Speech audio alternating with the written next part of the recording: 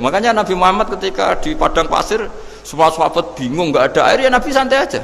Ini gimana Nabi nggak ada air, nanti orang mati kehausan. Nabi ya santai aja. Kamu ingin air katanya, iya. Nabi nunjuk apa itu ya sudah, terus ada air. Ada yang keluar dari jemarinya, ada, karena Nabi itu nggak tahu bedanya antara ini mungkin dan tidak mungkin, tuh nggak tahunya itu ya semuanya itu Allah. Kalau kamu kan nggak, wah daerah gini nggak mungkin ada air. Ini kan padang pasir. Air itu biasanya di daerah hutan gini malah berteori macam-macam. Seakan-akan tidak ada Tuhan. Jadi kalau orang nggak bakat wali pasti berpikirnya gitu. Makanya nggak wali-wali itu memang nggak bakat, karena itu kan artinya menafikan kekuasaannya Allah kan. Seakan-akan Allah tidak mampu bikin air di situ. Tapi kalau Nabi santai aja.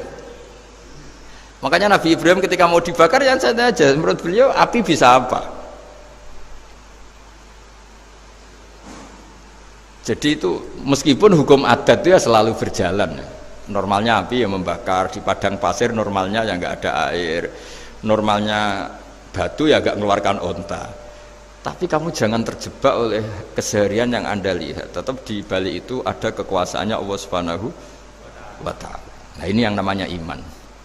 Dengan iman seperti itu nanti ketika kita mati itu ya santai saja. Ketika kita hidup ya tidak tahu oksigen itu apa masuk ke tubuh kita sistemnya kayak apa, jantung kita ada ikut bikin, paru-paru kita. Artinya zaman kita hidup pun sebenarnya kita tidak bisa ngelola kehidupan, itu tidak bisa. Nah kalau sama nggak bisa, nanti setelah mati juga tidak bisa. Ya sudah, ketika kita hidup yang ngelola juga Allah, ketika mati juga yang ngelola. Bedanya apa? Nah, ini di sini terus kita dilatih inna sholati wa nusuki wa mahyaya wa mamati lillahi rabbil alamin. Tapi kenapa kita ragu terhadap kehidupan setelah kematian? Karena ketika kita hidup seakan-akan kita tahu cara hidup.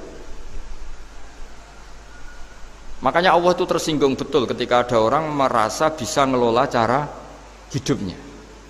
Makanya kata Allah kalau gojlok orang-orang yang kepedean itu, kalau kamu top, mbok jangan mati. Itu falaula in kuntum ghaira madinin tarji'unaha in kuntum shadiqin. Kalau kamu merasa top itu jangan mati.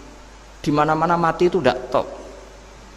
Falaula idza balaghatil hulqum wa antum khina idzin tanzurun. Mbok ketika nyawa kamu sudah sampai kerongkongan, kamu tarik lagi supaya kamu tidak mati. Mati itu tidak top.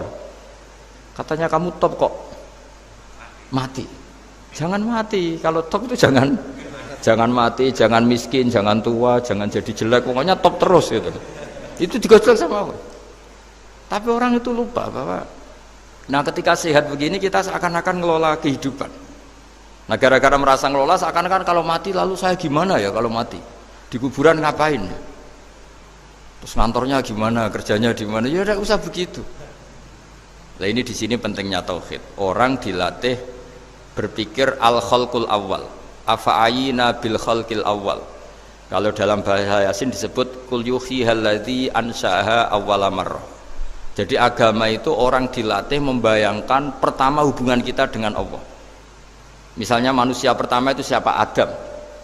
Adam bisa berpikir, bisa berlogika, bisa jalan-jalan, bisa macam-macam. Tapi andaikan Anda jadi Nabi Adam, mesti melihat kekuasaannya Allah itu begitu nyata. Karena saya materinya dari tanah, ternyata saya bisa berpikir. Betapa kudrohnya Allah, kekuasaan Allah, tanah yang benda mati bisa berpikir. Sekarang jadi saya. Sehingga ketemu, kira-kira Nabi Adam kalau ketemu tanah itu ya, kalau mau maksiat, wah ini tanah ini pasti komplain. Nah di sini pentingnya beragama. Sehingga ketika Rasulullah ngendikan, jika kamu memperbanyak sholat, maka tanah-tanah ini bersaksi terhadap sholat kamu. Jika kamu maksiat, juga tanah-tanah ini menjadi saksi pemberat.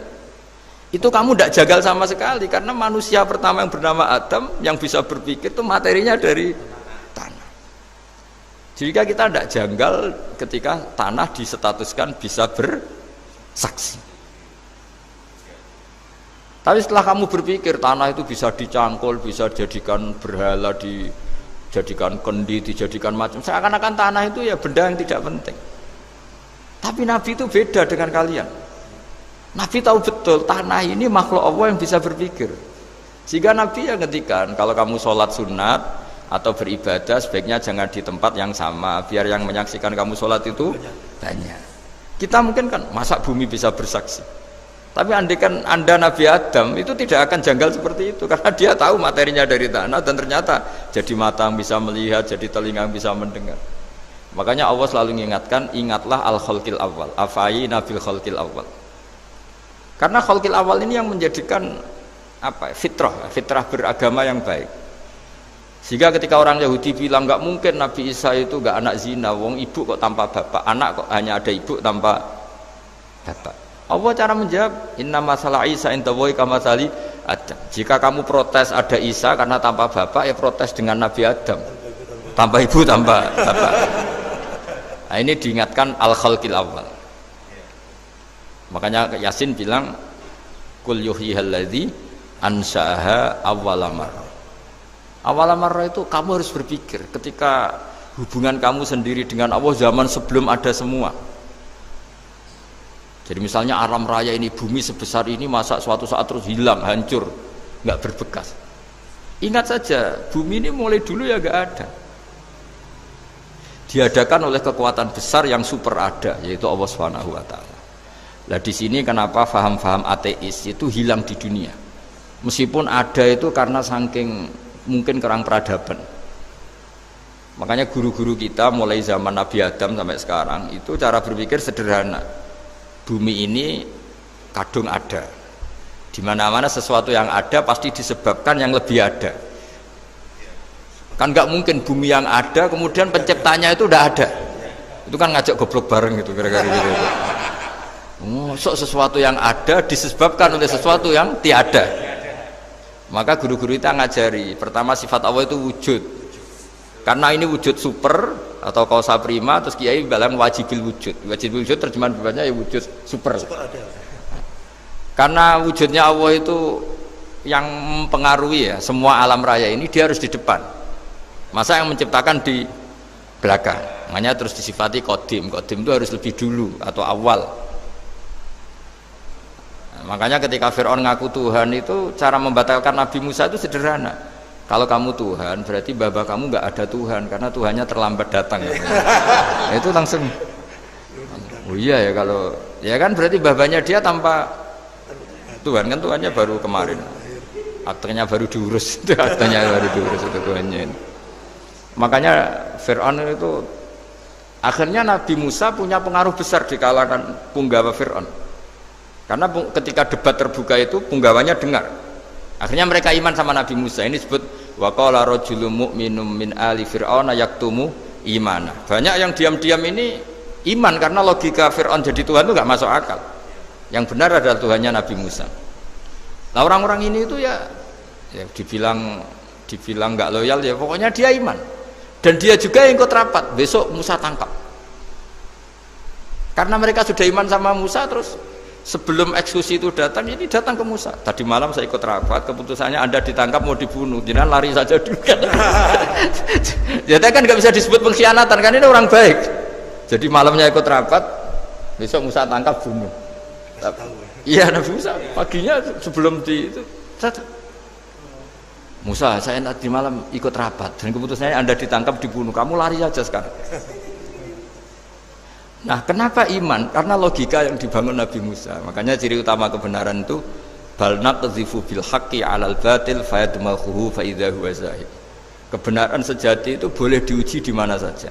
Dan Anda tidak usah khawatir kebenaran sejati itu kalah. Pasti menang. Kalau kebenaran itu kebenaran sejati pasti menang. Ya, di sini terus ada ulama-ulama kayak banyak lah termasuk di Indonesia kayak Pak Quraisy kayak yang nyaman saja anak-anaknya di luar negeri karena merasa kebenaran sejati itu tidak akan kalah. Sehingga ketika ada negara yang begitu maju, saya pernah ditanya sama orang yang kuliah di Inggris, di Swiss, Gus, saya ini kan orang Indonesia tapi pengagum negara Swiss, Swedia, negara di sana itu makmur, terus tertib. Bagaimana saya tetap mencintai Islam yang secara lahir itu kadang-kadang beberapa negara Islam itu kacau.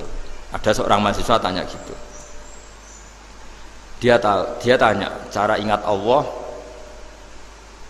Ya membela Islam kira-kira gitu. Terus saya berita, tak kasih tahu dia. Ketika Anda muji negara-negara itu makmur, sejahtera, itu sebetulnya tetap utang jasa terbesar itu sama Tuhan. Pejabat bisa apa ketika Allah misalnya nggak bikin air? Negara bisa apa? Misalnya ketika Allah itu nggak bikin oksigen itu. Tetap semua ketertiban itu karena kehendak Allah. Berarti utang jasa kamu di negara manapun tetap sama Allah, bukan pada yang lain. Bahwa ada hukum sosial manusia, oke lah, kedua, ketiga, dia harus terima. Hanya dia sadar.